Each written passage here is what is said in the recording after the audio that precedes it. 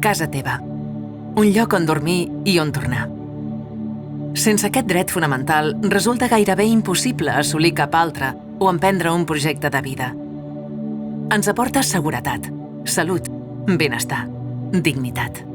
A Catalunya, avui encara moltes famílies tenen dificultats per accedir a un habitatge assequible. Des de fa 40 anys treballem per revertir aquesta situació.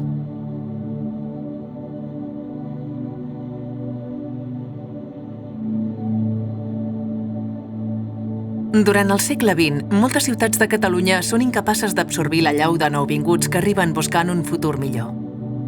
Les perifèries s'omplen de barraques i barris autoconstruïts. El franquisme desenvolupa grans programes d'habitatge protegit en propietat, en sòl assequible però amb mancances urbanístiques, dèficit de connexions i de serveis. Polítiques que, a més, són l'origen de problemes que avui encara arrosseguem. La manca d'habitatge de lloguer públic i l'opinió generalitzada que llogar és llençar els diners.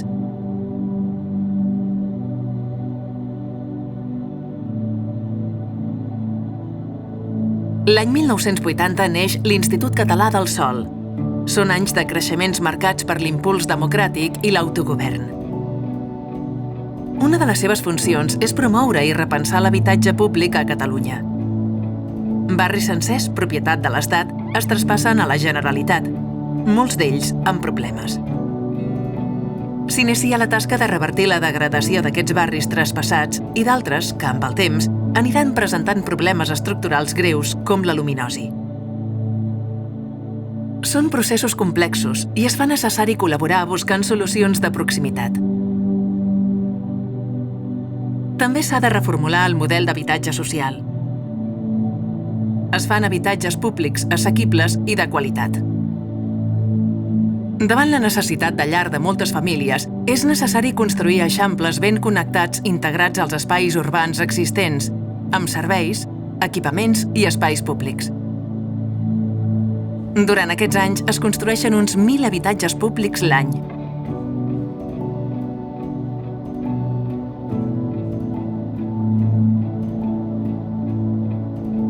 Entre l'any 2000 i el 2006, l'economia espanyola creix espectacularment i arriba a Catalunya una nova onada d'immigració d'arreu del món.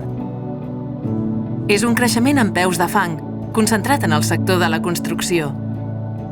Un sector descontrolat, amb una escalada dels preus constant. A l'obra escassegen professionals qualificats i fins i tot els materials més bàsics per la construcció, com els totxos. S'opta per innovar en els projectes amb solucions constructives prefabricades i industrialitzades més eficients. Per primera vegada pren rellevància la sostenibilitat i l'eficiència energètica. D'altra banda, davant l'escalada de preus, es promou un canvi de paradigma i s'impulsa el lloguer públic amb programes específics per als col·lectius més desfavorits. Es construeix en sòl propi o en terrenys cedits pels ajuntaments.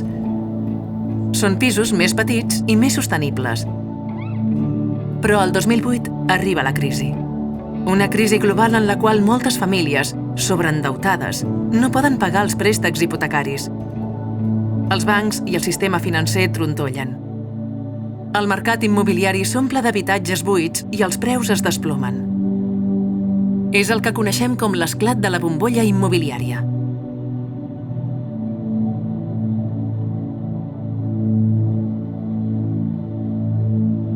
El que comença com una crisi econòmica esdevé una gran crisi social. Mentre la gent és expulsada dels seus habitatges per no poder pagar la hipoteca, els governs es veuen obligats a rescatar els bancs per evitar mals majors. La societat civil es mobilitza i reclama una reacció de les institucions que se centren a invertir els diners disponibles a gestionar la crisi i l'emergència social, ajudant a les famílies i intentant reactivar el mercat de compra i lloguer d'habitatges. D'altra banda, molts pobles i ciutats havien previst creixements urbanístics que ara ja no seran necessaris. Cal preservar-los per evitar noves dinàmiques d'especulació en el futur.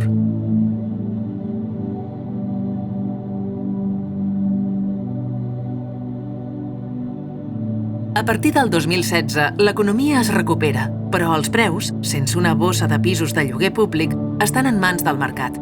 El lloguer turístic és un nou problema. Fa pujar els preus i l'accés de turistes fa difícil la convivència en alguns barris. Els fons d'inversió pressionen per comprar habitatges, destinant-los a allotjaments turístics i molts veïns acaben per anar-se'n. És el que anomenem gentrificació. Malgrat les mesures preses per les administracions, l'evidència és que per influir en els preus dels lloguers calen molts habitatges públics en els quals l'administració fixi els preus. L'encàrrec del govern és crear aquesta bossa d'habitatges destinats al lloguer i fer-ho frenant l'expansió de la taca urbana al territori en espais dins la ciutat. El nou habitatge públic és una oportunitat de reciclar la ciutat. La creació d'una nova bossa de lloguer públic també permet repensar com han de ser els habitatges i innovar per trobar solucions. Fer els edificis més sostenibles i duradors i incloure en el seu disseny estratègies per garantir espais confortables i adaptats a nous usos.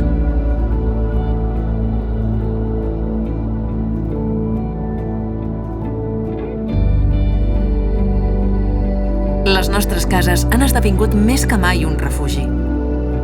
Han fet també d'escoles, oficines, gimnasos i han evidenciat la necessitat de generar espais polivalents, tant interiors com exteriors, a un nou nivell. L'habitatge públic ha d'anar al capdavant i proposar solucions adaptades a la societat que ve. Són necessàries noves maneres d'habitar i conviure.